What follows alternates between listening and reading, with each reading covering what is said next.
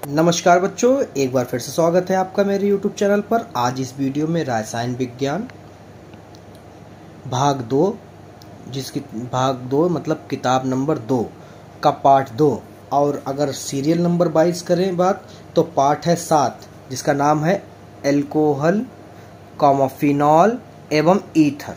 इसको हम पढ़ेंगे, ठीक है। तो सबसे पहले एल्कोहल को समझ लेते हैं कि एल्कोहल होता क्या है। एल्कोहल होता है वे कार्बनिक यौगिक जिनमें OH समूह उपस्थित होता है, उसे एल्कोहल कहते हैं।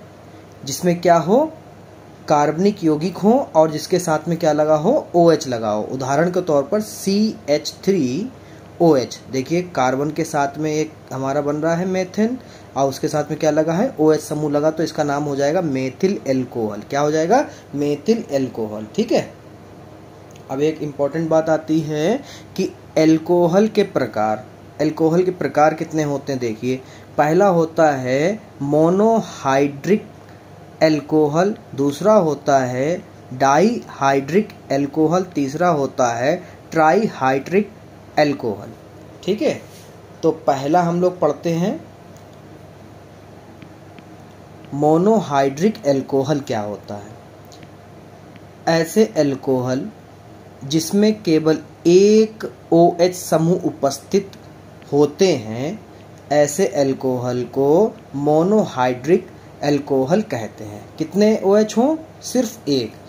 उदाहरण के तौर पर आप देख सकते हैं CHOH, ये एक है, और C2H5OH, तो ये हो गया मेथिल एल्कोहल, ये हो गया आपका, हो जाएगा आपका फिनॉल, ठीक है। तो आगे देखते हैं, नंबर 2 वाला है डाईहाइड्रिक एल्कोहल। अब डाई से क्लियर हो रहा कि OH समूह कितने होंगे, 2। चलिए इसको देखते हैं कैसे लिखा जाता है। ऐसे एल्कोहल जिसमें केवल 2 OH समूह, कितने, 2 OH समूह हो उपस्थित होते हैं, ऐसे एल्कोहल को डाईहाइड्रिक एल्कोहल कहते हैं। उदाहरण के तौर पर CH2OH, आप देख सकते हैं 2 समूह हैं, तो इसका ये अणुसूत्र है हमारा एथिलीन ग्लाइकॉल का, ठीक है। तीसरा पढ़ते हैं, हमारा है ट्राईहाइड्रिक एल्कोहल। ऐसे एल्कोहल जिनमें केवल 3 OH समूह उपस्थित होते हैं, ऐसे एल्कोहल को ट्राईहाइड्रिक एल्कोहल कहते हैं। कितने हो, 3, तभी तो ट्राई होगा। तो ये देखिए 1 2 3 OH जुड़े हुए हैं हमारे कार्बनिक यौगिक के साथ में, तो ये हो जाएगा ट्राईहाइड्रिक एल्कोहल, ठीक है। आगे आपको वीडियो मिलेगी मोनोहाइड्रिक एल्कोहल के प्रकार के बारे में, ठीक है। तो मिलते हैं बहुत जल्द अगली वीडियो में। अगर वीडियो पसंद आए तो वीडियो को लाइक करें, हमारे चैनल को भी सब्सक्राइब करें। मोनोहाइड्रिक एल्कोहल के प्रकार के बारे में हम समझेंगे। ये मुख्यतः 3 प्रकार के होते हैं। नंबर 1 प्राथमिक एल्कोहल, नंबर 2 द्वितीयक एल्कोहल, नंबर 3 तृतीय एल्कोहल। और तृतीय को हम लोग तृतीयक भी कहते हैं, ठीक है। तो पहला पढ़ते हैं प्राथमिक एल्कोहल। ऐसे एल्कोहल जिनमें OH समूह प्राथमिक कार्बन से जुड़ा हो। OH समूह तो हो, परंतु किस समूह से जुड़ा हो, प्राथमिक समूह से जुड़ा हो, उसे हम लोग प्राथमिक एल्कोहल कहते हैं। जैसे एक हम लोग ले लेते हैं मेथिल एल्कोहल को, CH3OH को लिया मेथिल एल्कोहल, और C जो है हमारा केंद्रक हो क्योंकि कार्बनिक यौगिक है, ठीक है। और ये किससे जुड़ा हुआ है, एक समूह से, यानी OH किससे जुड़ा है, प्राथमिक कार्बन से डायरेक्ट जुड़ा हुआ। देखिए C सिंगल बॉन्ड OH, ये इस तरह से जुड़ा हुआ है, तो ये हो जाएगा हमारा प्राथमिक एल्कोहल का उदाहरण, ठीक है। द्वितीयक एल्कोहल, ऐसे एल्कोहल जिनमें OH समूह द्वितीय कार्बन से जुड़ा हो। अब किस जुड़ा हो, द्वितीय कार्बन से, उसे द्वितीय एल्कोहल कहते हैं। जैसे आप देख सकते हैं यहाँ पर CH3 CH CH2 CH3, ठीक है। यहाँ पर देखिए नंबर 1 नंबर 2 पे जुड़ा हुआ है, तो ये नंबर 2 पे हमारा OH समूह जुड़ा हुआ है, तो ये हो जाएगा द्वितीय एल्कोहल का उदाहरण, ठीक है। आगे देखते हैं तृतीय या फिर तृतीयक। हमने कहा था अभी पीछे आपसे, तृतीय या फिर इसको तृतीयक एल्कोहल भी कह सकते हैं। इसमें क्या होता है, ऐसे एल्कोहल जिसमें OH समूह तृतीय कार्बन से जुड़ा हो, उसे तृतीयक एल्कोहल कहते हैं। जैसे यहाँ पर देखिए नंबर, यहाँ से चलेगा, हाँ, नंबर 1, नंबर 2 और नंबर 3, ठीक है। तो ये हमारा तृतीय से जुड़ा हुआ है कार्बनिक यौगिक कार्बन से, तो ये हमारा हो जाएगा किसका उदाहरण, तृतीय एल्कोहल का उदाहरण हो जाएगा, ठीक है। मुझे उम्मीद है आपको ये पूरी वीडियो समझ में आई होगी। अगर समझ में आई तो वीडियो को लाइक करें, चैनल को सब्सक्राइब करें और हाँ, अपने दोस्तों के साथ इस वीडियो को शेयर करना ना भूलिएगा। मिलते हैं अगली वीडियो जो कि होगी आपकी मेथिल एल्कोहल या फिर मेथेनॉल या कार्बिनॉल के विधि के ऊपर, ठीक है। मेथिल एल्कोहल या इसका दूसरा नाम मेथेनॉल या फिर इसको कह सकते हैं कार्बिनॉल, ठीक है। इसके पूरी कॉन्सेप्ट को हम इसमें समझाएंगे आपको, ठीक है। मुझे उम्मीद है आपको समझ में आएगा, ठीक है। तो आप लोग वीडियो में बने रहिए अंत तक, स्किप मत करिएगा, क्योंकि स्किप करने से बहुत सारी चीज़ें छूट जाती हैं। फिर आप लोग कहते हो सर का पढ़ाया समझ में नहीं आ रहा है। अब कई बच्चे कहते हैं अच्छा पढ़ाते हैं, जो कहते हैं अच्छा पढ़ाते हैं, मैंने उनसे बात की है, वो यही कहते हैं कि सर हम आपकी वीडियो स्किप नहीं करते हैं, इस वजह से हमें सारा समझ में आता है, ठीक है। वैसे भी हम छोटी वीडियो बनाते हैं और यूट्यूबरों की तरह नहीं कि 15 मिनट के टॉपिक को 1 घंटे 1.5 घंटे तक खींचे, ऐसा नहीं है, ठीक है। जितना टॉपिक है उतना ही मिलेगा आपको। देखिए मेथिल एल्कोहल को अणुसूत्र जो होता है वो होता है CH3OH। अभी शुरुआत से मैंने पढ़ा है लेसन की। अणुभार जो होता है इसका 32 होता है, ठीक है। संरचना सूत्र भी मैंने आपको बताया था, ये रहा, ठीक है। ये किस प्रकार का हमारा एल्कोहल है, प्राथमिक एल्कोहल, ठीक है। तो यहाँ पर सबसे पहले इसमें पूछा जाता है कि मेथिल एल्कोहल को बनाने की विधि। तो बनाने की विधि को देख लीजिए। पहली विधि है प्रयोगशाला में, जब मेथिल एसीटेट को सोडियम हाइड्रोक्साइड के साथ क्रिया कराई जाती है तब मेथिल एल्कोहल प्राप्त होता है। क्या प्राप्त हो जाता है, मेथिल एल्कोहल प्राप्त हो जाता है हमें। अब यहाँ पर आपको एक चीज़ और ध्यान रखनी है कि आपको रिएक्शंस पे बहुत ध्यान देना है। जो रिएक्शन हम बताएं उस पर बहुत ध्यान देना है आपको, ठीक है बच्चों। अब इसमें कैसे रिएक्शन होगी देखिए। सबसे पहले क्या कह रहा था, मेथिल एसीटेट, तो ये क्या हो गया हमारा, मेथिल एसीटेट का अणुसूत्र है।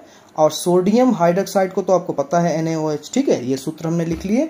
उसके बाद में हमारी जो रिएक्शन होगी वो किस प्रकार की होगी, क्या कह रहा है, मेथिल एल्कोहल प्राप्त होता है। तो मेथिल एल्कोहल लिख दो CH3OH, ये मेथिल एल्कोहल हो गया। बचा हुआ सब इधर लिख दीजिए, CH3 बचा, COO बचा और Na बचा, ठीक है। बचा हुआ इधर लिख दीजिए, क्योंकि डायरेक्ट यहाँ पर आपको मेथिल एल्कोहल प्राप्त हो गया प्रयोगशाला विधि द्वारा, ठीक है।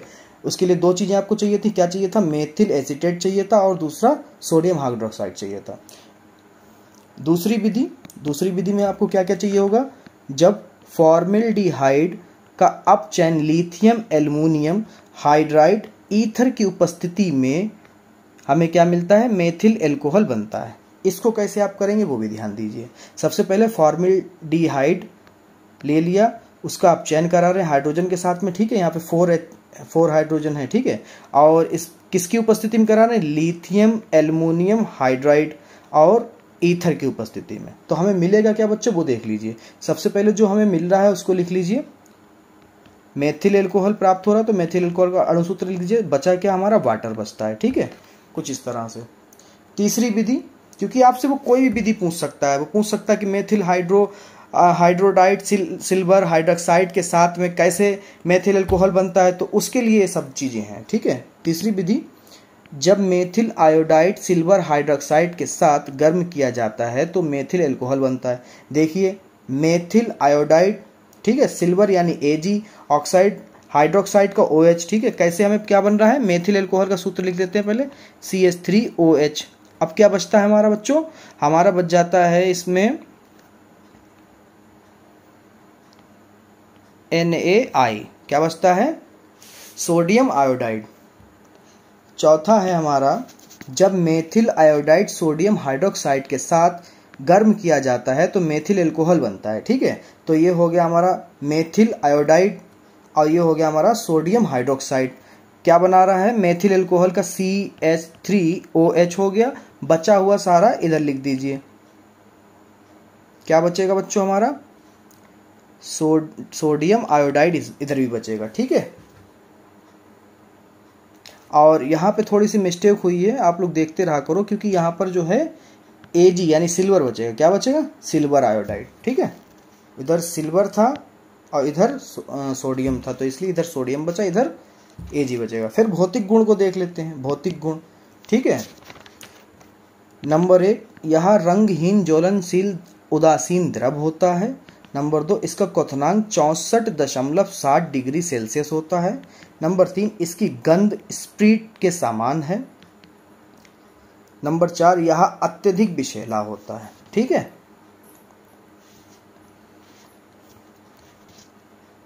तो अब बात करते हैं रासायनिक गुण की बच्चों। थोड़ी सी वीडियो लंबी हो जाए क्योंकि मैंने आपको स्टार्टिंग में बताया था कि मैं पूरा कॉन्सेप्ट इसी वीडियो में क्लियर करूंगा। ठीक है, जिसका नाम था हमारा, कॉन्सेप्ट का नाम क्या? अच्छा ये बताओ, कॉन्सेप्ट का नाम है मेथिल एल्कोहल। ठीक है, यानी मेथनॉल। चलिए भाई, पहला देखते हैं, एसिटिल क्लोराइड से क्रिया कराओ तो क्या होता है?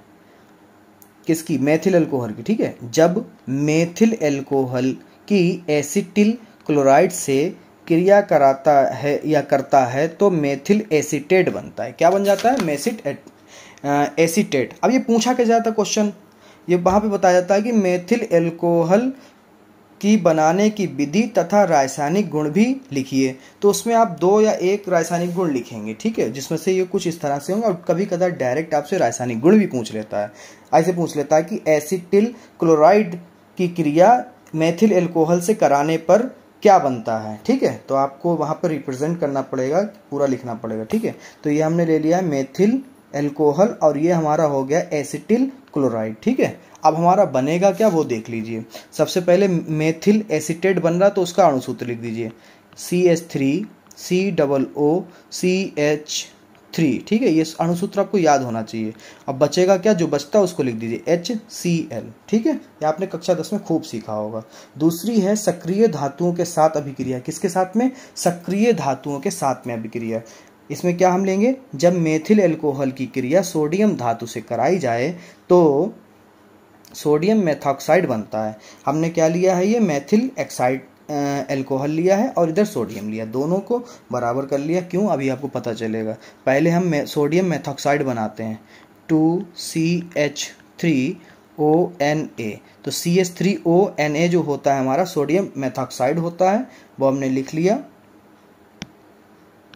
ए थोड़ा सा उल्टा बन गया था, सीधे, और हाइड्रोजन हमारा बच जाएगा। ठीक है, इस तरह से। अब तीसरी जो विधि है वो हमारी है थायोनीन क्लोराइड से क्रिया। किससे? थायोनीन क्लोराइड से क्रिया, बहुत पूछी जाती है। ठीक है, जब मेथिल एल्कोहल थायोनीन क्लोराइड से क्रिया करता है तो मेथिल क्लोराइड बनता है। अब ये हो गया मेथिल क्लोराइड। ठीक है, ये हो गया थायोनीन क्लोराइड। ठीक है, अब क्या बनाना? मेथिल क्लोराइड बनाना। मेथिल क्लोराइड का अणुसूत्र जो होगा वो आपका होगा CH3।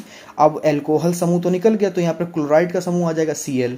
ठीक है, प्लस क्या बचता है? SO2 बचेगा हमारा, अब प्लस HCl बच जाएगा। ठीक है, ये भी आपकी हो गई अभिक्रिया। उसके बाद में हम उपयोग पढ़ेंगे। ठीक है, तो उपयोग में है पहला, इसका उपयोग जो है ईंधन के रूप में किया जाता है। नंबर 2, पेंट बार्निश उद्योग में, उद्योग मतलब कारखानों में किया जाता है। नंबर 3, एसिटिक अम्ल बनाने में, जैसे कि मैंने आपको यहाँ पर कई सारे बना के दिखाए हैं। ठीक है, तो बहुत जल्द मिलते हैं। अगली वीडियो जो होगी आपकी मेरे चैनल पर, एथिल एल्कोहल को मैं बताऊंगा बहुत सरल भाषा में, जो कि सिर्फ पेपर में पूछा जाता है। मैं ये सारे क्वेश्चन आपको अनसॉल्व से निकालकर नोट्स बना रहा हूँ। ठीक है, तो कोई फालतू का आपका टॉपिक नहीं मिलेगा हमारे YouTube चैनल पर। ठीक है, और ना ही फालतू की वीडियो लंबी मिलेंगी। क्या मान लो ये 8 मिनट की वीडियो हो गई अभी तक, इसको मान लो हम कर दें जाके आधे घंटे की, नहीं, ऐसा नहीं है। आप, मेरा नया चैनल है, बहुत सारी चीज़ें हमें देखनी पड़ती हैं, कई सारी वीडियो लगातार पड़ रही हैं, तो उन पे भी ध्यान देना पड़ता है। एक ही वीडियो नहीं हमें डालनी है। ठीक है बच्चों, तो बहुत जल्द मिलते हैं आपको अगली वीडियो में। मुझे पता है आप लोगों ने लाइक नहीं किया, तो लाइक कर दीजिए, चैनल को अभी सब्सक्राइब कर दीजिए अगर आप पहली बार चैनल पर आए हैं, और मिलते हैं अगली वीडियो में। धन्यवाद। आज की वीडियो में हम पढ़ेंगे एथिल एल्कोहल के बारे में। एथिल एल्कोहल क्या होता है, आइए देखते हैं। एथिल एल्कोहल का अणुसूत्र जो होता है वो होता है C2H5OH। क्या होगा? C2H5OH। OH क्यों है? क्योंकि एल्कोहल समूह है। और एथिल का अणुसूत्र क्या होता है? C2H5O। एल्कोहल है तो OH लगा दिया। इसका अणुभार जो होता है 46 होता है। अब इसकी 2 विधियां होती हैं, एक तो ये प्रयोगशाला विधि में बनता है, दूसरा ये बनता है औद्योगिक विधि में। तो इस वीडियो में आप प्रयोगशाला विधि द्वारा इसको बनाना सीखेंगे। ठीक है, तो सबसे पहले बनाने की विधि में हम पढ़ेंगे, सबसे पहली हेडिंग, एसिटिल्हाइड से क्रिया जब होती तो क्या, कैसे बनता है ये। ठीक है, जब एसिटिल्हाइड का अपचयन प्लेटिनियम की उपस्थिति में गर्म किया जाता है तब एथिल एल्कोहल बनता है। ठीक है, अब यहाँ पर देखिए बच्चों, क्या लेने हैं? एसिटिल्डिहाइड, तो ये रहा उसका अणुसूत्र। और अपचयन हो रहा है तो हाइड्रोजन इधर रहेगा। और किसकी उपस्थिति, उपस्थिति मतलब हम एरो के ऊपर दिखाते हैं, ठीक है। प्लेटिनियम की उपस्थिति है, हमारा क्या बन रहा है, एथिल एल्कोहल। और एथिल एल्कोहल बनने का मतलब डायरेक्ट ये बन जाएगा C2H5OH, कुछ भी नहीं बचा, ठीक है, क्या नहीं, कुछ भी नहीं बचा, ठीक है बच्चों। तो ये डायरेक्ट बन गया। उसके बाद में दूसरा है प्रयोगशाला विधि में एथिल ब्रोमाइड से क्रिया करा के कैसे आप एथिल अल्कोहल बनाएंगे, ठीक है। तो इसको देख लीजिए, जब एथिल ब्रोमाइड सोडियम हाइड्रोक्साइड के साथ गर्म किया जाता है तो एथिल अल्कोहल बनता है। ये किसका अणुसूत्र हो गया, हमारा हो गया एथिल ब्रोमाइड का, ये हो गया सोडियम क्लोराइड, सोडियम हाइड्रोक्साइड, ठीक है। तो इसके बाद में जो है इसकी आप कैसे दोगे, तो एथिल अल्कोहल बन रहा तो C2H5OH निकाल दीजिए, और जो बचता है वो बचा क्या है, सोडियम ब्रोमाइड बचा, तो सोडियम ब्रोमाइड को लिख दीजिए, ठीक है। इसके भौतिक गुण को समझ लेते हैं। भौतिक गुण नंबर 1 है, यह एक ज्वलनशील द्रव है। नंबर 2, इसका स्वाद तीखा होता है। नंबर 3, इसका क्वथनांक 78.1 यानी 78.1 डिग्री सेल्सियस होता है। नंबर 4, यह उदासीन होता है, ठीक है। अब कर लेते हैं इसकी रासायनिक गुण के बारे में बात, ठीक है। अभी जो हमने बताई थी वो थी आपकी प्रयोगशाला विधि। अब जो हम आपको बता रहे हैं वो है रासायनिक गुण, कि एथिल अल्कोहल के रासायनिक गुण कौन से होते हैं, ठीक है। मान लो उन्होंने पूछ लिया कि एथिल अल्कोहल का एस्टरीकरण में रासायनिक गुण बताइए, तो मैंने यहाँ पे आपको इंपॉर्टेंट लिख दिया, ये बहुत इंपॉर्टेंट है, ठीक है। इसको कैसे करते हैं देखिए, जब एथिल अल्कोहल सांद्र सल्फ्यूरिक अम्ल की उपस्थिति में एसिटिक अम्ल से क्रिया कराई जाती है तब एथिल एसीटेट बनता है, ठीक है। तो यहाँ पर देखते हैं, और इस अभिक्रिया को एस्टरीकरण कहते हैं, ठीक है। तो यहाँ पर हमें क्या चाहिए, सबसे पहले एथिल अल्कोहल चाहिए, वो हमने लिख लिया यहाँ पर अणुसूत्र उसका। उसके बाद में हमें क्या चाहिए बच्चों, यहाँ पर हमें चाहिए एसिटिक अम्ल, क्या चाहिए, एसिटिक अम्ल हमने ले लिया है CH3COOH। और उपस्थिति किसकी होनी चाहिए, सल्फ्यूरिक अम्ल की, किसकी, सल्फ्यूरिक अम्ल हमने उपस्थिति दे दी यहाँ पर, ठीक है, आप देख सकते हैं। उसके बाद में हमारा क्या बनेगा, एथिल एसीटेट, क्या बन जाएगा बच्चों, एसीटेट, एथिल एसीटेट बनेगा, ठीक है। तो एसीटेट, एथिल एसीटेट का जो अणुसूत्र होता है वो होता है CH3COOC2H5, ठीक है। इसको निकालने के बाद में सिर्फ हमारा वाटर बचता है, उसको लिख लेते हैं, ठीक है।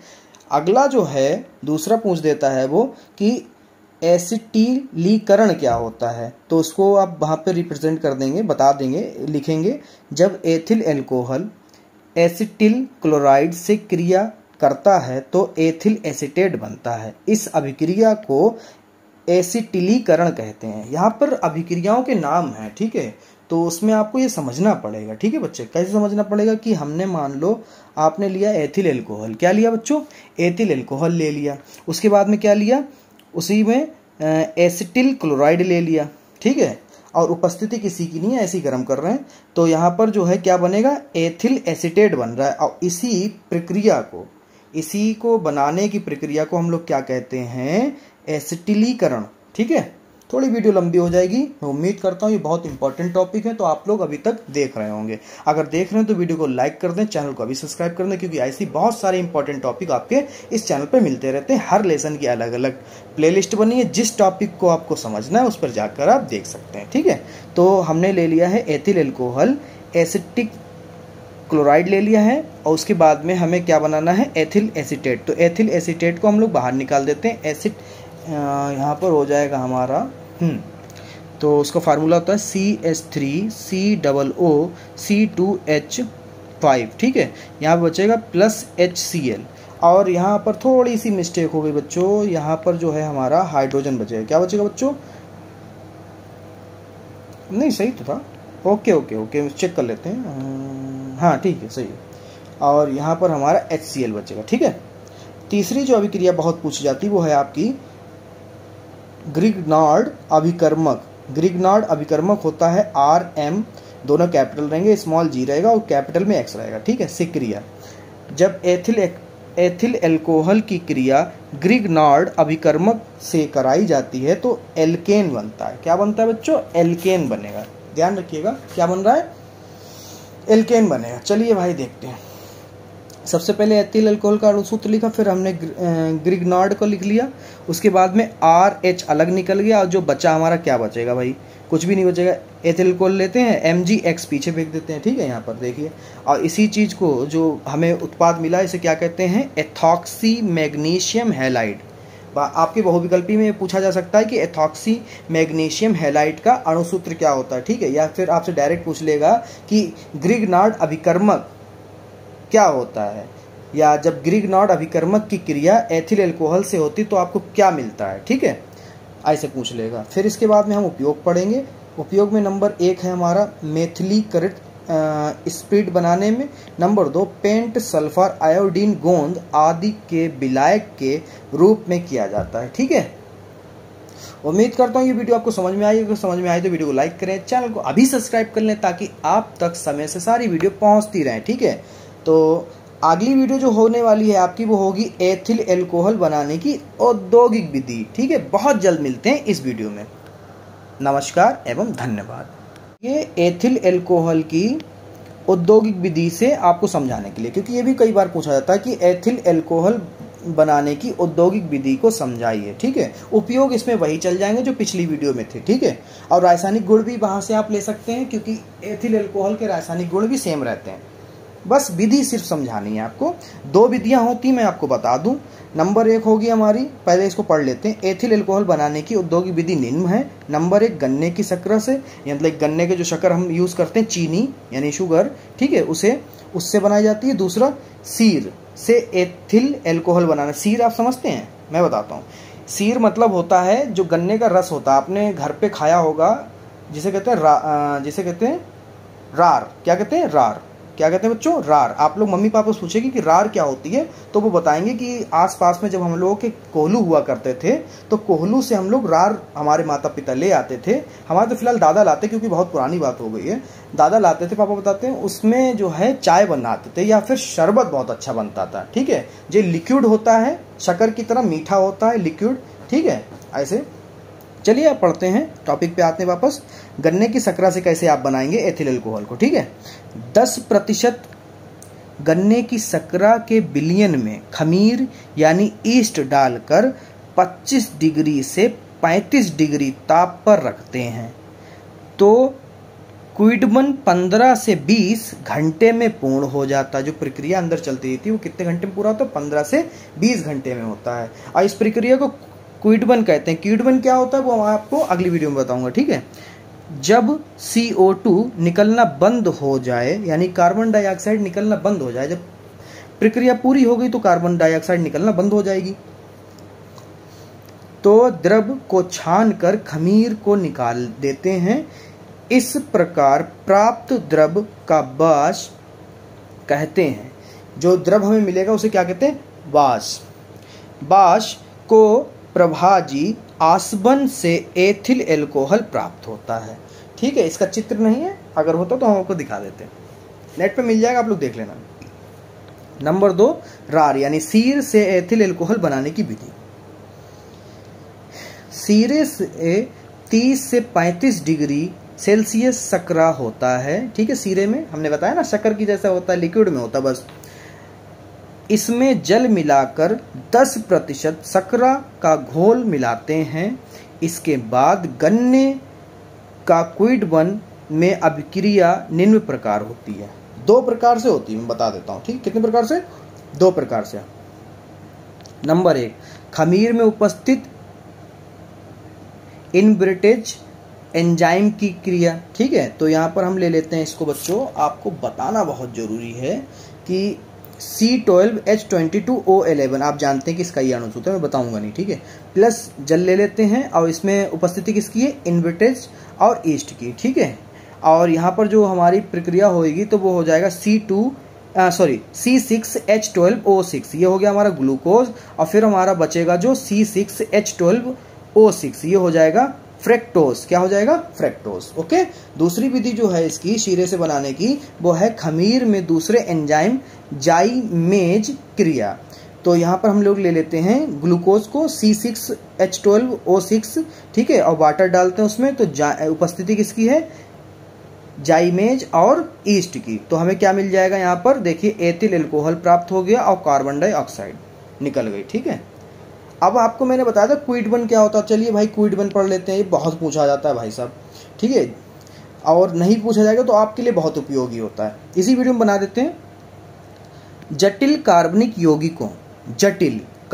यौगिकों का सूक्ष्म जीवाणुओं द्वारा सरल कार्बनिक यौगिकों में अपघटित होने की घटना को क्विड वन कहते हैं। जैसे दूध से दही बनना, गन्ने के रस से शराब का बनना। ठीक है, अब आप समझ गए होंगे, आप कहोगे हाँ सर जी अब मजा आ गया। ठीक है हम भी जानते भाई, हम भी कभी स्टूडेंट रहे हैं, है ना।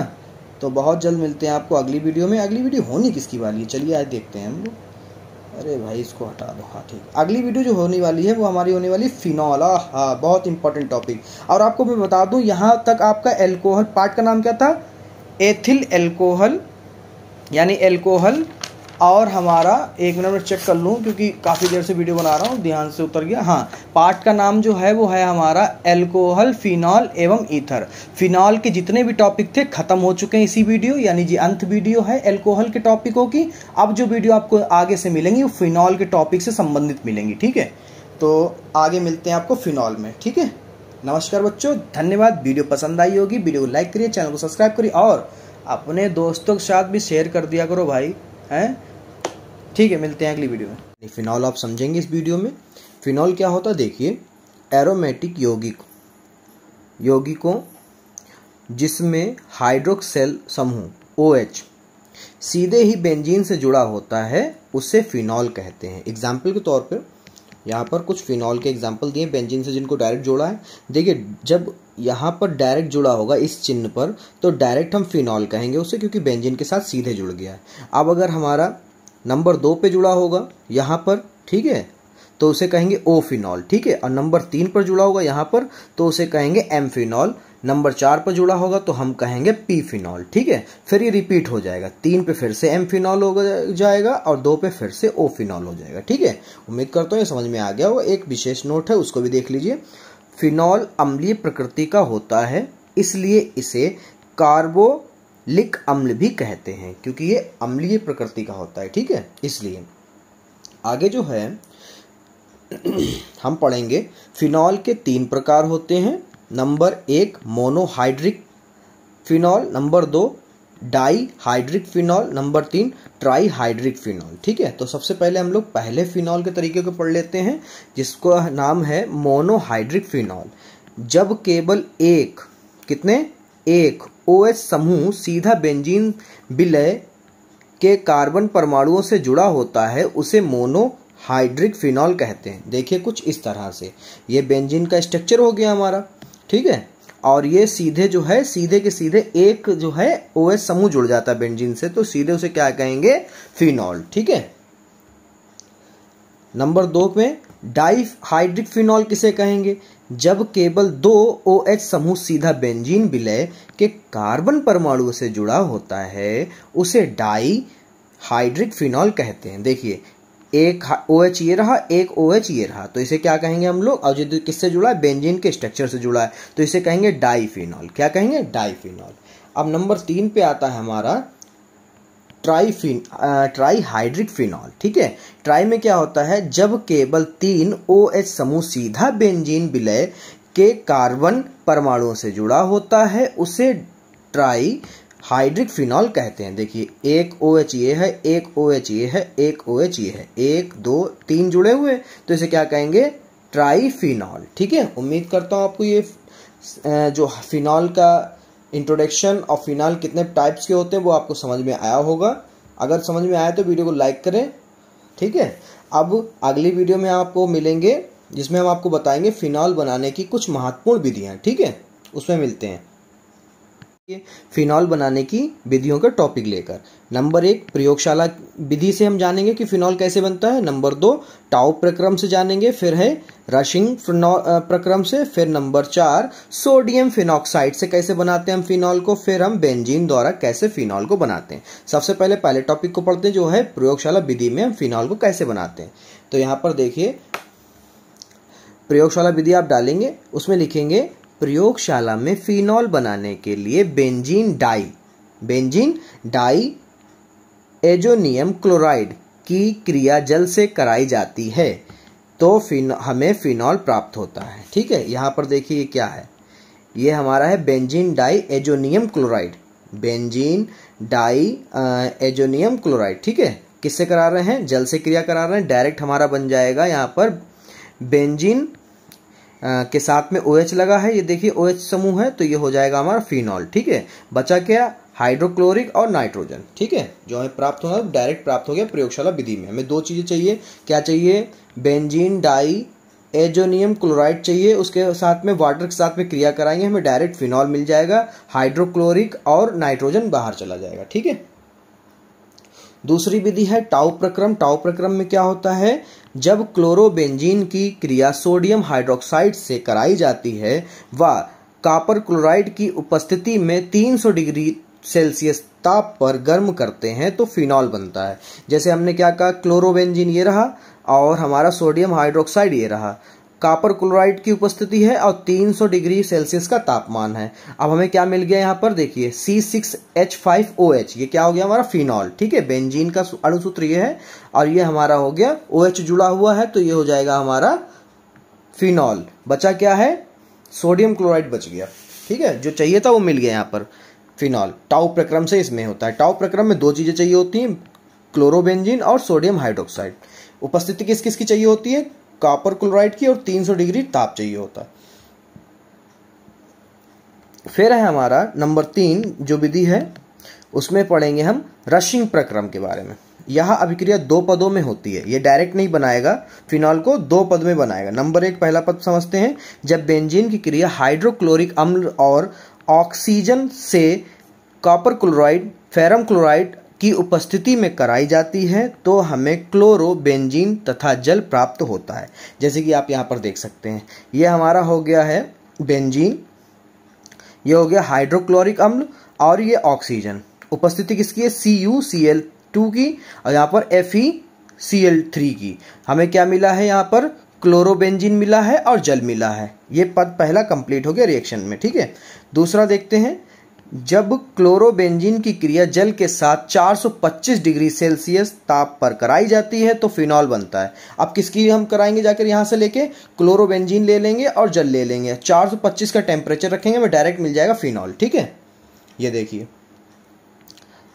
क्लोरोबेंजीन ये रहा, वाटर 425 डिग्री सेल्सियस ताप किया और यहां पर हमें मिल गया फिनॉल, हाइड्रोक्लोरिक बचा। ठीक है,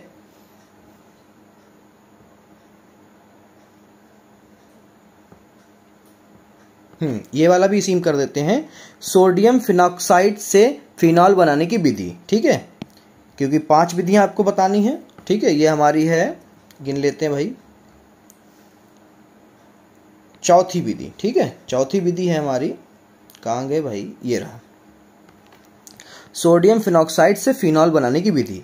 जब सोडियम फिनॉक्साइड की क्रिया हाइड्रोक्लोरिक अम्ल से कराई जाती है तो फिनॉल बनता है, डायरेक्ट बन जाएगा यहाँ पर। ठीक है, तो यहाँ पर क्या करते हैं हम, सोडियम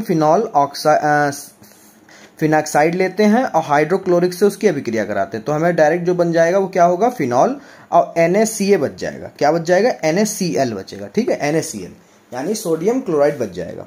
यहाँ पर डायरेक्ट मिल गया। यहाँ पर अगर आपकी ये विधि पूछी जाए तो आपको 2 चीजें चाहिए, क्या क्या चीजें चाहिए हैं, सोडियम फिनॉक्साइड यानी C6H5ONa। ठीक है, और हाइड्रोक्लोरिक यानी HCl। आपको अब क्या बनेगा, डायरेक्ट फिनॉल बन जाएगा।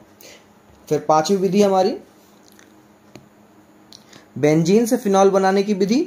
जब बेंजीन की क्रिया ऑक्सीजन से कराई जाती है तो फिनॉल बनता है, डायरेक्ट यहाँ पर बन जाएगा। बेंजीन का C6H5H6 हो गया और ऑक्सीजन से करा रहे हैं तो यहाँ पर डायरेक्ट हमारा जो है फिनॉल बन जाएगा। ठीक है, इसके भौतिक गुण को समझ लीजिए आप, ये बहुत पूछा जाता है भौतिक गुण। कोई भी 2 भौतिक गुण लिखिए फिनॉल के, तो ये हो जाएगा हमारा, फिनॉल एक रंगहीन क्रिस्टलीय ठोस है। नंबर 2, इसका गलनांक 45 डिग्री सेल्सियस होता है। नंबर 3, इसका क्वथनांक 182 डिग्री सेल्सियस होता है। नंबर 4, यह जल में अल्प विलय होता है। ठीक है, अब आती है रासायनिक विधि, रासायनिक गुण की बात। फिनॉल के रासायनिक गुण कैसे होते हैं, तो यहाँ पर जो है आपसे बाकायदा हेडिंग में क्वेश्चन पूछा जाता है। जैसे मेथिल क्लोराइड से जब फिनॉल की रासायनिक अभिक्रिया कराई जाती है तो आपको क्या मिलता है। ऐसे क्वेश्चन करके कुछ हेडिंगें इंपॉर्टेंट है, लगभग 8 होंगी। तो ये वीडियो में आपको दूसरी वीडियो में इसके रासायनिक गुण बताऊंगा, फिनॉल के रासायनिक गुण। ठीक है, तो उम्मीद करता हूँ ये वीडियो समझ में आई होगी आपकी यहाँ तक। इसको लाइक करिए, चैनल को सब्सक्राइब करिए और इसकी अगली वीडियो को जरूर देखिएगा। ठीक है, मैं इस वीडियो में लिंक आपको डिस्क्रिप्शन में दे दूंगा। ठीक है बच्चों, नमस्कार, मिलते हैं अगली वीडियो में फिनॉल के रासायनिक गुण के बारे में। ठीक है, अब हम जब फिनॉल की जो है रासायनिक गुण से जब पहली अभिक्रिया कराएंगे वो होगी हमारी जिंक से। फिनॉल की अभिक्रिया किससे कराएंगे? जिंक से। कैसे कराएंगे? जब फिनॉल Zn चूर्ण से क्रिया करता है तो बेंजीन तथा जिंक ऑक्साइड बनता है। ये रहा हमारा फिनॉल का अणुसूत्र, जिंक ले लिया, उसके बाद में क्या बना? बेंजीन और जिंक ऑक्साइड बन गया। ओके, ये बहुत पूछा जाता है। सारी जितने भी हमने अभिक्रियाएं रासायनिक दी हैं वो सब कहीं ना कहीं कितनी बार पूछी गई हैं, मैंने अनसॉल्व में देख लिया, उन्हीं को मैंने बताया, ज़्यादा फालतू नहीं बताया। ठीक है, हालांकि ये बहुत पूछा जाता है पेपरों में, जितने 8 तरीके दिए 8 बहुत पूछे जाते हैं। दूसरा है मेथिल क्लोराइड से अभिक्रिया जब फिनॉल की कराएंगे। जब फिनॉल मेथिल क्लोराइड से क्रिया करता है तो मेथिल फेनिल ईथर बनता है। तो यहाँ पर हमने मेथिल लिया और यहाँ पर हम ले लेंगे आपका मेथिल क्लोराइड। ठीक है, तो यहाँ पर क्या बनेगा? हमारा मेथिल फेनिल ईथर बना और हाइड्रोक्लोरिक बच जाएगा। ठीक है, उसके बाद में तीसरा बहुत पूछा जाता है, ये हेडिंग बहुत पूछी जाती है कि फिनॉल की एसिटिलीकरण से क्रिया कराने पर क्या बनता है। ठीक है, तो यहाँ पर है जब फिनॉल एसिटिलिक क्लोराइड से क्रिया करता है तो फेनिल एसीटेट बनता है। इस अभिक्रिया को ही एसिटिलीकरण कहते हैं। अभिक्रिया को देख लेते हैं। हमने सबसे पहले फिनॉल लिया है, उसके बाद में लिया है एसिटिलिक क्लोराइड। ठीक है, उसके बाद में हमारा बनता क्या है? फेनिल एसिटिल बनता है और हमारा हाइड्रोक्लोरिक बच जाता है। ठीक है, इसी अभिक्रिया को क्या कहेंगे? एसिटिलीकरण कहेंगे। क्या कहेंगे? एसिटिलीकरण। नंबर 4, एल्कलीकरण अभिक्रिया।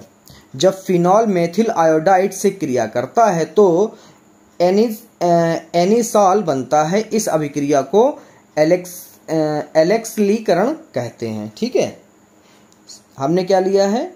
C6H5OH और यहाँ पर मेथिल आयोडाइड क्या बन गया हमारा? यहाँ पर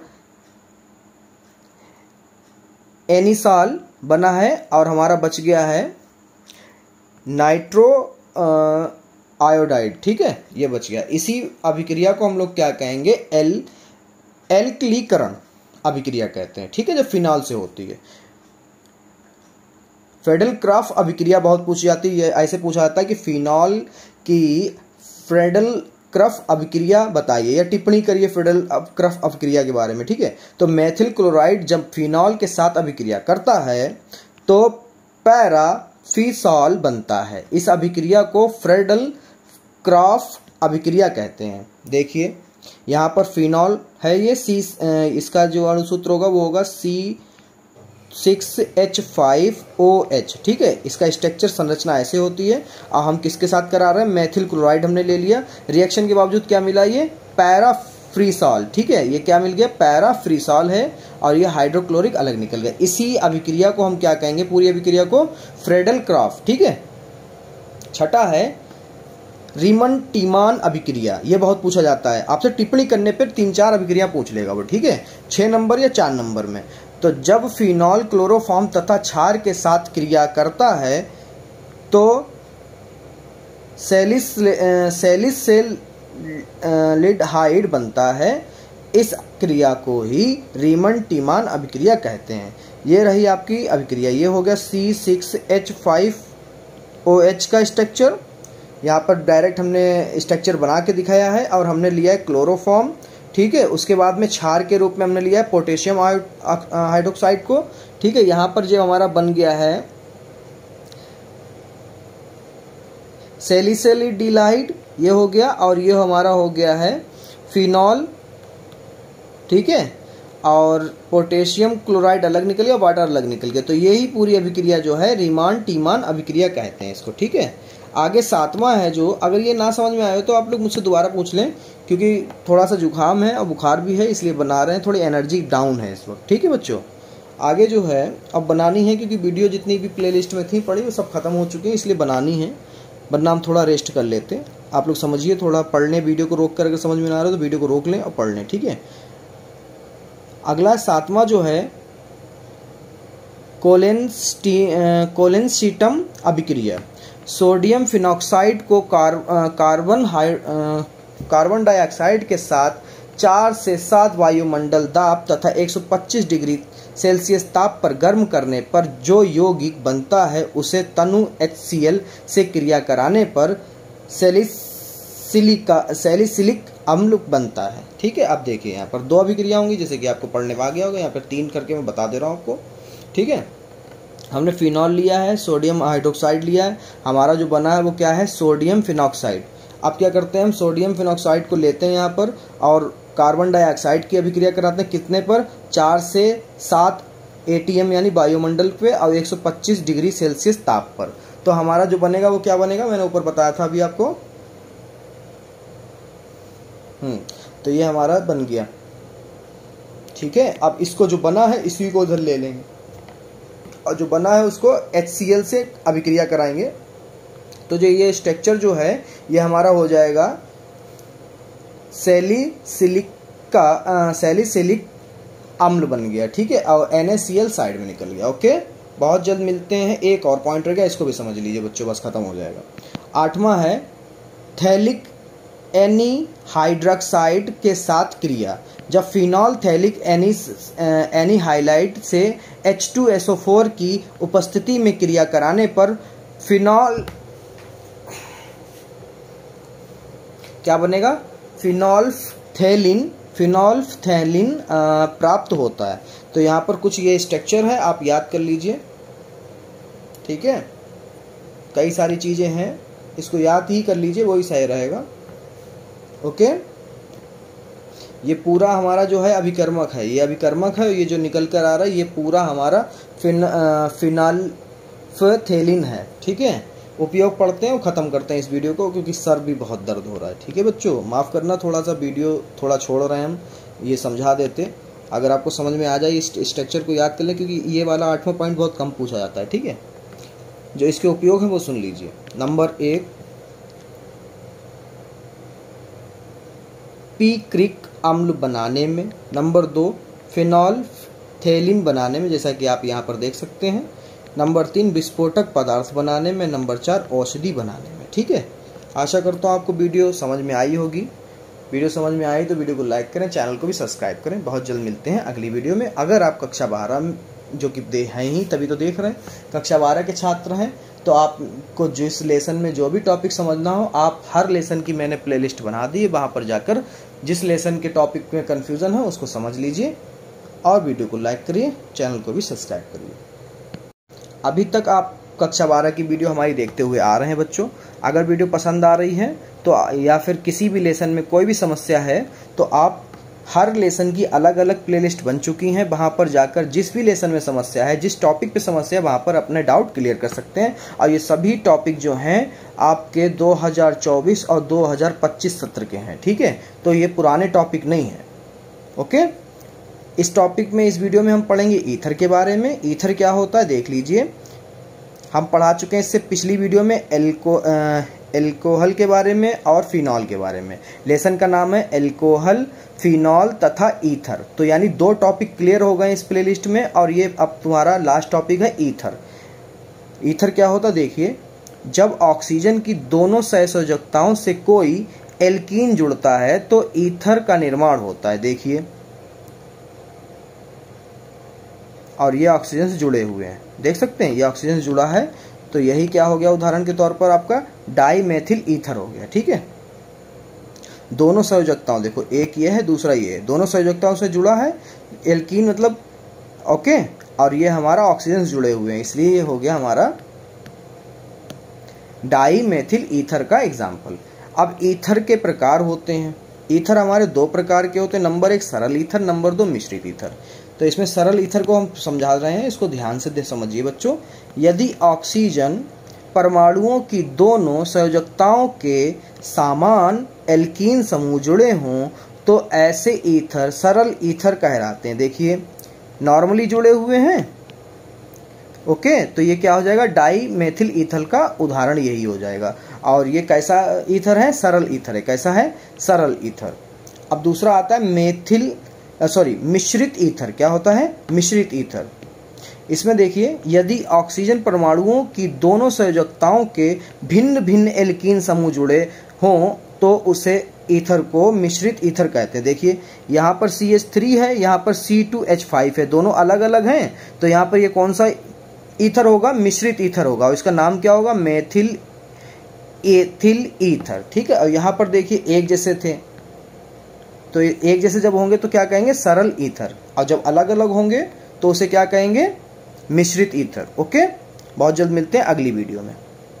हम समझेंगे डाई एथिल ईथर के बारे में। ठीक है, जो कि ये लेसन आप जानते हैं। लेसन का नाम है एल्कोहल, फिनॉल और ईथर। पीछे की प्लेलिस्ट में आपको वीडियो मिल जाएंगी एल्कोहल के पूरे चैप्टर के कॉन्सेप्ट के बारे में और फिनॉल के पूरे कॉन्सेप्ट के बारे में। अगर वो वीडियो आपने नहीं देखी है तो प्लेलिस्ट पर जाकर लेसन 7 की आप देख सकते हैं। ठीक है, आज इस वीडियो में हम ईथर को आगे ले चलते हैं। तो इसमें प्रयोगशाला विधि द्वारा कैसे ईथर को बनाया जाता है, आइए देखते हैं। प्रयोगशाला में डाई एथिल ईथर बनाने के लिए एथिल एल्कोहल के अधिक को सांद्र H2SO4 को 140 डिग्री सेल्सियस ताप पर गर्म करते हैं तो डाई एथिल ईथर बनता है। किस प्रकार, आइए देखते हैं। सबसे पहले आप ले लेंगे डाई एथिल ईथर बनाने के लिए एथिल एल्कोहल ले लेंगे, फिर सांद्र H2SO4 ले लेंगे। ठीक है, सल्फ्यूरिक अम्ल। उसके बाद में जो आपका बनेगा वो कुछ इस तरह से बनेगा। ठीक है, ये बन जाएगा हमारा एथिल हाइड्रोसल्फ्यूरिक और वाटर। ठीक है, उसके बाद में जो यहाँ पर बचा है उसकी रिएक्शन कराएंगे। ठीक है, किसके साथ में? एथिल एल्कोहल के साथ है। फिर से पुनः तो हमारा क्या बनेगा? ये डाई एथिल ईथर। ठीक है, डाई का मतलब देखिए C2H5 दो बार होगा, ये हो गया डाई एथिल। ठीक है, और ईथर के लिए ये हो जाएगा हमारा O। ठीक है, ऐसे। अब इसकी औद्योगिक विधि में इसको कैसे बनाया जाता है वो भी देख लीजिए। बनाने की विधि ये रहा आपका चित्र। ठीक है, प्रयोगशाला में डाई एथिल ईथर कैसे बनाया जाता है ये रहा चित्र उसका। ठीक है, ये कुछ इस तरह से रिएक्शंस होती हैं। देखिए, सबसे पहले एथिल एल्कोहल लेंगे सांद्र सल्फ्यूरिक अम्ल के साथ में, आचमन पे हम गर्म करेंगे। ठीक है, और उसके बाद में थर्मामीटर को। ये सारी प्रक्रिया कैसे होगी इस चित्र में, आइए देखते हैं। अगर आप पहले चित्र बना लें, उसके बाद में जो हम बोलेंगे इसका एक्सप्लेनेशन वो समझ लीजिएगा। ठीक है, और फिर बाद में आप इस चित्र को समझिएगा, आपको पूरा कॉन्सेप्ट क्लियर हो जाएगा। ठीक है, तो यहाँ पर क्या है? एक गोल पेंदी के फ्लास्क में एथिल एल्कोहल व सांद्र H2SO4 2:1 के अनुपात में लेते हैं। देखिए ये लिया। ठीक है, ऐसे। उसके बाद में तथा फ्लास्क को बालू ऊष्मक पर रखकर लगभग 140 डिग्री सेल्सियस ताप पर गर्म करते हैं। ताप का पता लगाने के लिए फ्लास्क में एक थर्मामीटर भी लगा दिया जाता है। गर्म करने पर डाई एथिल ईथर की वाष्प मुक्त होती है, जिसे संघनित में भेजकर ठंडे जल में भेजकर ग्राही पात्र में एकत्रित कर लेते हैं। बिंदुपाती कीप, जिसपे कुछ लिखा होगा यूनिट के बारे में कि ml मिलीलीटर या ml। ठीक है, इतना करके एथिल एल्कोहल की अधिक मात्रा को लिया जाता है, जिसे धीरे धीरे फ्लास्क में गिराते रहते हैं और डाई एथिल ईथर लगातार बनता रहता है। इसलिए इस विधि को अविरत एथरीकरण विधि भी कहते हैं। ठीक है, उसके बाद में इसके एथिल हमारे जो हैं एथिल उसके बाद में भौतिक गुण को समझ लेते हैं। नंबर 1, यह रंगहीन वाष्पशील अत्यधिक ज्वलनशील एवं विशिष्ट गंध वाला यौगिक है। नंबर 2, इसका क्वथनांक 34.5 डिग्री सेल्सियस होता है।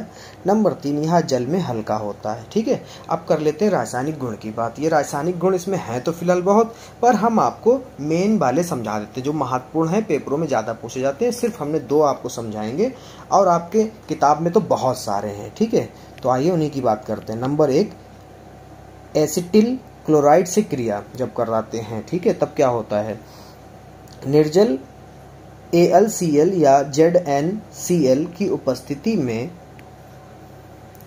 एसिटिल क्लोराइड के साथ गर्म करने पर एथिल क्लोराइड तथा एथिल एसीटेट बनता है। किस तरह बनेगा आइए देख लेते हैं वो भी हम, ठीक है।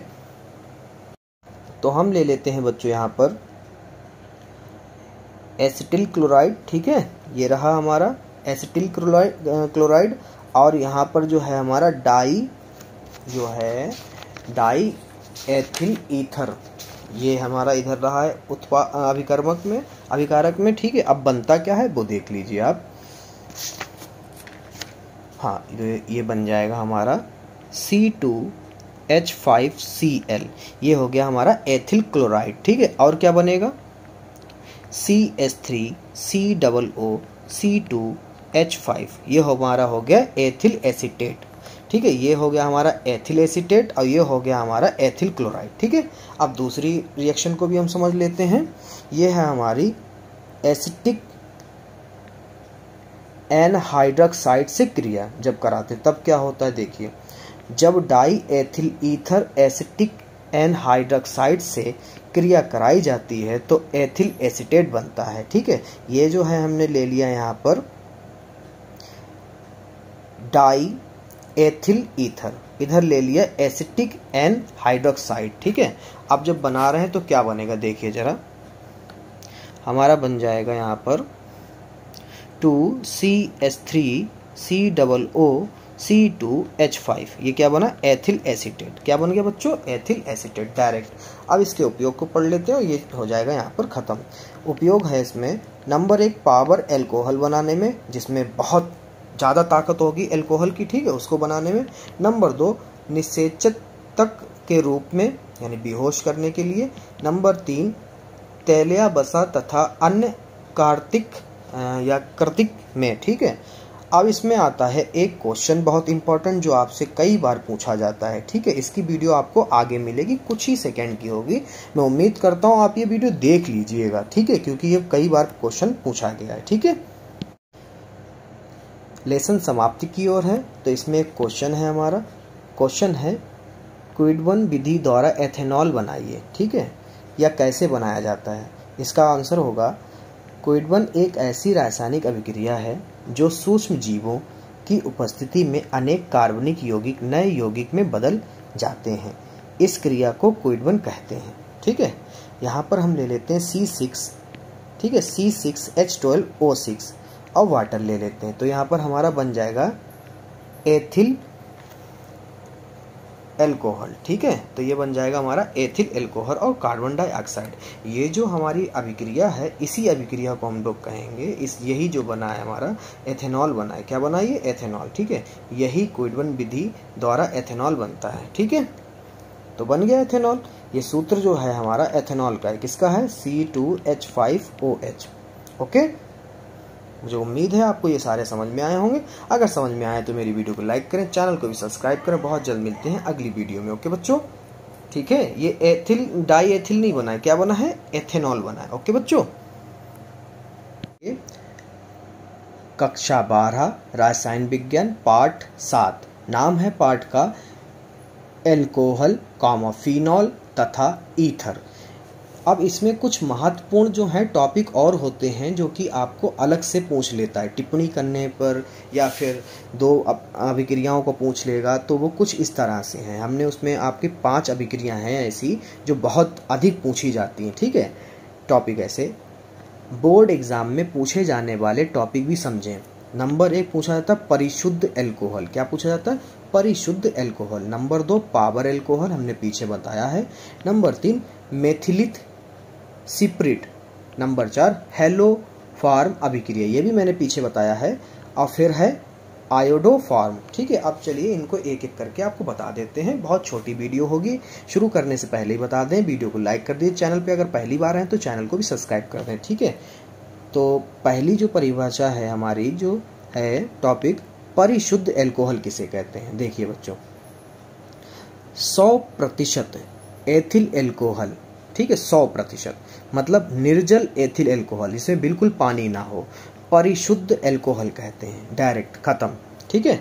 उसके बाद में पावर एल्कोहल किसे कहेंगे, एथिल एल्कोहल पेट्रोल तथा बेंजीन का मिश्रण वाहनों में ईंधन के रूप में प्रयुक्त होता है। ध्यान दीजिए, एथिल एल्कोहल पेट्रोल तथा बेंजीन का मिश्रण वाहनों में ईंधन के रूप में प्रयुक्त होता है, जिसे हम पावर एल्कोहल कहते हैं। जो हमारे इंजन को पावर देता है उसी चीज को हम लोग पावर एल्कोहल कहते हैं। ठीक है, अब है हमारा तीसरा इंपॉर्टेंट टॉपिक जो है मेथिल सिप्रेट। ठीक है, ये क्या होता है इसको भी समझ लीजिए। एथिल एल्कोहल को शराब के रूप में गलत उपयोग रोकने के लिए, मतलब जो एथिल एल्कोहल होता है इसको शराब के लिए भी इस्तेमाल किया जाता है, परंतु ये एकदम से डायरेक्ट लोगों को ना मिले तो उसको रोकने के लिए सरकार ने या हमारे साइंटिस्ट ने क्या किया, इसमें मेथिल एल्कोहल प्रीडीन पेट्रोल नेफ्या आदि क्या क्या मिलाया है। मेथिल एल्कोहल प्रीडीन पेट्रोल नेफ्या आदि विषैले पदार्थ मिलाकर एथिल एल्कोहल को पीने के अयोग्य कर दिया जाता है। ठीक है, यानी कि जो पेट्रोल वगैरह है इसको पीने के अयोग्य कर दिया गया। ठीक है, अब आप लोगों ने कुछ देखा होगा कि जो लोग नशेड़ी होते हैं, कहना नहीं है, जो नशा पान करते हैं वो पेट्रोल भराते हैं तो टंकी को हिलाते हैं और नाक लगाकर सूंघते हैं।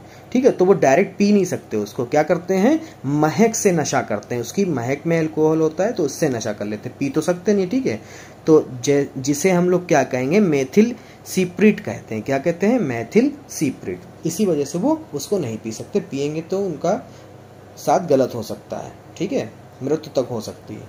नंबर चौथी हेडिंग जो है वो है हेलोफॉर्म अभिक्रिया क्या होता है। आयोडीन के स्थान पर ब्रोमीन या क्लोरीन लेने पर, आयोडीन के स्थान पर, ठीक है, किसको ले लें, या फिर हम ले लें ब्रोमीन को या फिर क्लोरीन को लें, क्रमशः क्या बनेगा। अगर हम ब्रोमीन लेंगे तो क्या बनेगा, ब्रोमोफॉर्म। अगर हम क्लोरीन लेंगे तो क्या बनेगा, क्लोरोफॉर्म बनता है। ठीक है, अतः इस अभिक्रिया को ही हेलोफॉर्म अभिक्रिया कहते हैं। ठीक है, अब है हमारा पांचवा टॉपिक जो है आयोडोफॉर्म। ठीक है, क्या है iodoform. Ethyl alcohol acetaldehyde acetone methyl ketone और वे एल्कोहल जिनमें CN3CHOH नेगेटिव समूह उपस्थित होते हैं उसे आयोडोफॉर्म कहते हैं।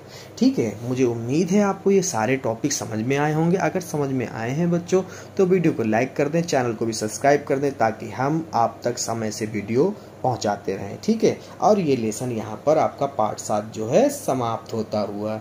मिलते हैं बहुत जल्द अगले लेसन पर। धन्यवाद बच्चों।